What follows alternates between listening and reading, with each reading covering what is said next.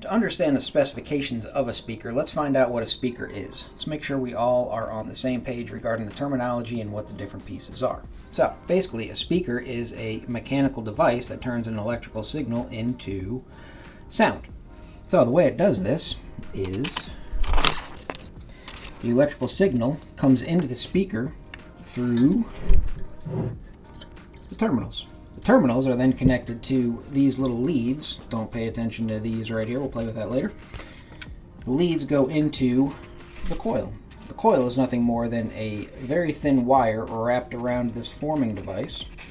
And the purpose of the coil is to convert that electrical signal into a magnetic field through this coil.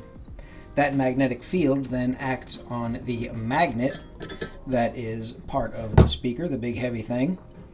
And that reaction between the magnetic field and the magnet makes the speaker cone move. The speaker cone has different suspension components. It has what's called the spider, which is on the inside, and the surround, which is on the outside. The purpose of these two suspension components are to keep the coil centered inside that very, very narrow gap right there, and to make sure that when it goes out, it goes back in. Out, in, out, in, out, in, out, in. And that is how a speaker works.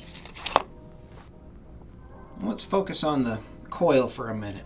The coil, which I have one here, as I said, is very, very thin wires. And they are just wrapped round and around and around. And that is what carries the musical signal. So when we talk about the maximum amperage or maximum wattage rating of a speaker, the maximum wattage pretty much is dictated by the thickness of this wire. So if too much current goes through there, this wire gets too hot and then it breaks and the speaker stops working. So now I have this speaker cone with coil wired up to both of the leads, and I actually have it running through my head unit over here. I'm going to play some music through it. Now, even though there's a musical signal going through the coil, you can't hear anything.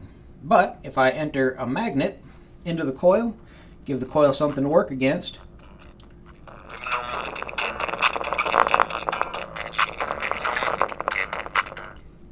no magnet, magnet, no magnet, magnet.